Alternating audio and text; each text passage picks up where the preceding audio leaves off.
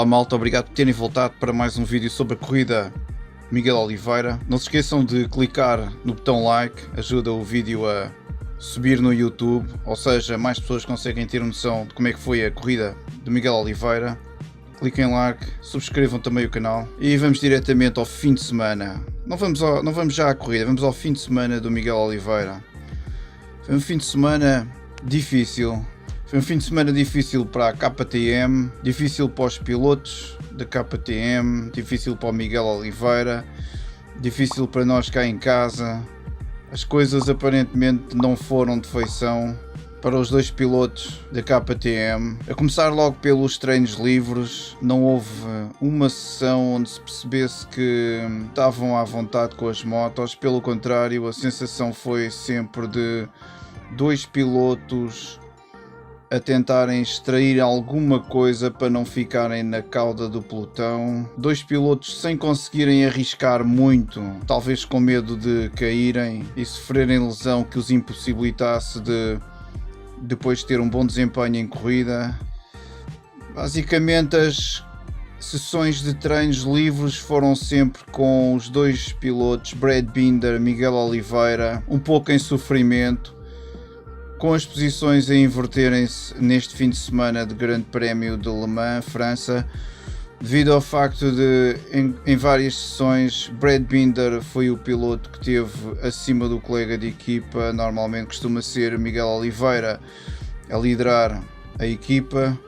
Desta feita, Miguel deve ter sentido imensas dificuldades para conseguir rodar de forma eficiente e sem correr riscos desnecessários.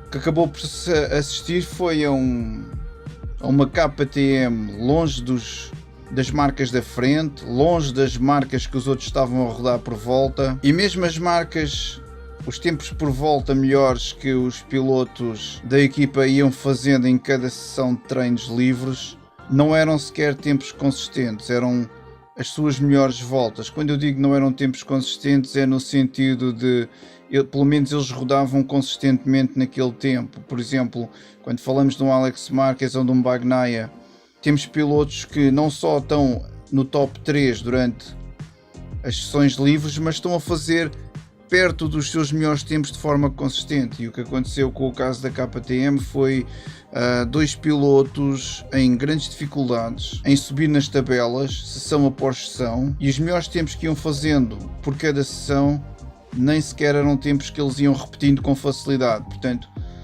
Brad Binder, Miguel Oliveira, que fim de semana difícil para os dois pilotos. E eu diria que na fase de treinos livres, que fim de semana difícil para o 44. Não foi nenhuma tarefa fácil, não foi nada agradável para o Miguel ter sessões de treinos em que pouco conseguia extrair da moto.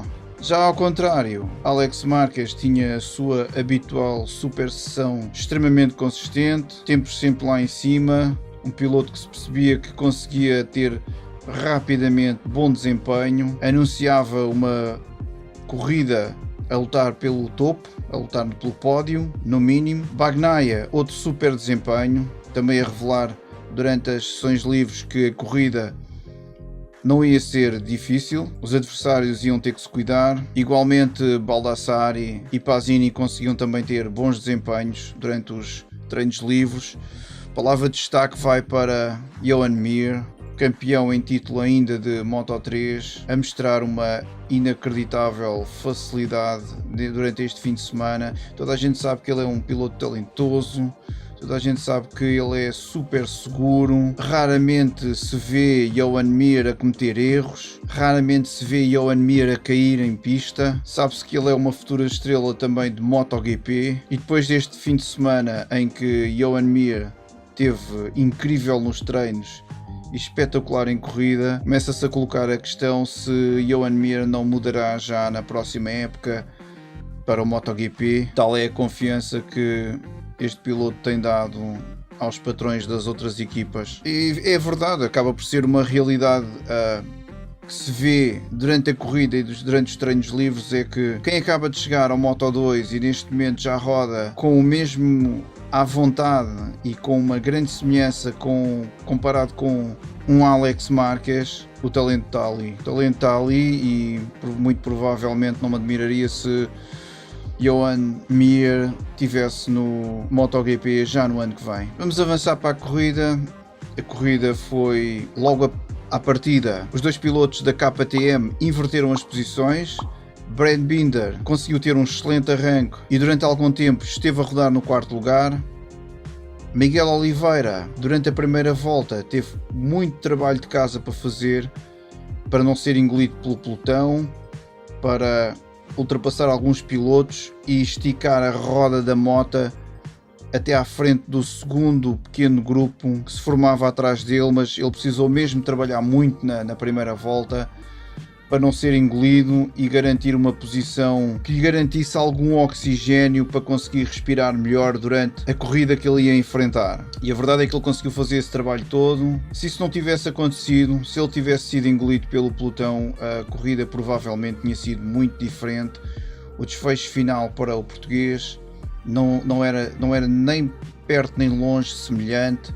O Miguel, mesmo que conseguisse pontos, provavelmente não era nada parecido com o final, onde conseguiu a sexta posição. Portanto, logo ali no arranque, os dois pilotos da KTM, apesar do fim de semana bem escuro que tiveram durante as sessões de treinos, os dois pilotos durante o arranque, com especial destaque para Brad Binder, conseguiram trabalhar bem, não foram engolidos pelo pelotão e garantiram posições que lhe oferecessem lutar por melhores possibilidades no fim da corrida.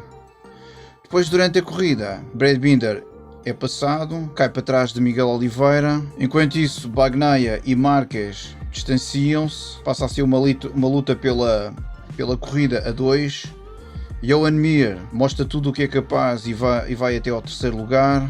Enquanto isso, o Miguel Oliveira tem uma corrida extremamente consistente, sem sustos, no que me deu a sensação de estar a lutar com as armas e capacidades que ele confiava ter para conseguir levar a moto até ao fim. E eu acho que, apesar de ter sido no final da corrida apenas um sexto lugar, é excelente para o Miguel Oliveira, porque estamos no início de campeonato do mundo de Moto2, tudo ainda está muito a frio, ninguém ganha um campeonato do mundo nestas primeiras corridas, e visto sobre esse prisma, todos os grandes prémios que o Miguel Oliveira consegue terminar, todos os grandes prémios, todas as corridas em que o Miguel Oliveira consegue chegar ao fim, especialmente aquelas corridas em que se percebe que ele não tem hipótese de lutar pelo pódio, mas ainda assim consegue ir buscar preciosos pontos, sem sombra de dúvida que essas corridas são, por um lado, dolorosas de ver, porque todos nós queríamos ver Miguel Oliveira no pódio,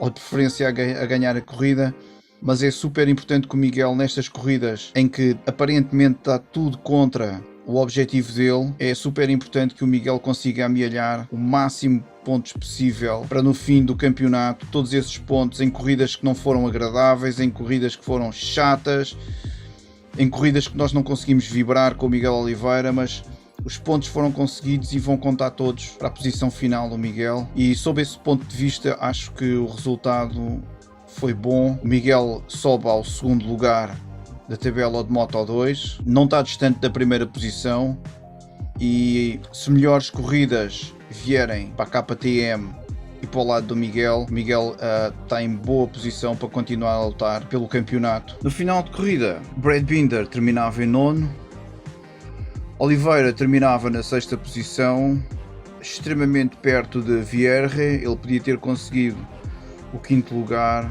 mas também é verdade que quantas vezes a gente não vê, como foi no caso do Moto3, última curva, a possibilidade de ir buscar um lugar e de repente arruma-se a corrida de 2 ou 3 pilotos, deita-se tudo a perder. Portanto, o Oliveira podia ter ido buscar um quinto lugar, mas ao mesmo tempo também podia ter deitado tudo a perder com uma moto que não pareceu que ele tivesse confiança suficiente para lutar por essa posição. A corrida foi vencida por Bagnaia, em segundo lugar ficou Marques, no terceiro lugar terminou mesmo o Jonas Mir, quarto lugar Schroeter, quinto lugar Vierge, e eu diria que o sexto lugar do Oliveira não só é super importante, como o Miguel continua a conseguir finalizar as corridas. Creio que ele teve uma ou duas quedas durante os treinos livres, felizmente não aconteceu durante a prova. Piloto regular, focado, consistente. E melhores corridas virão. Malta, se vocês gostaram deste vídeo, cliquem no botão like, subscrevam o canal. Obrigado.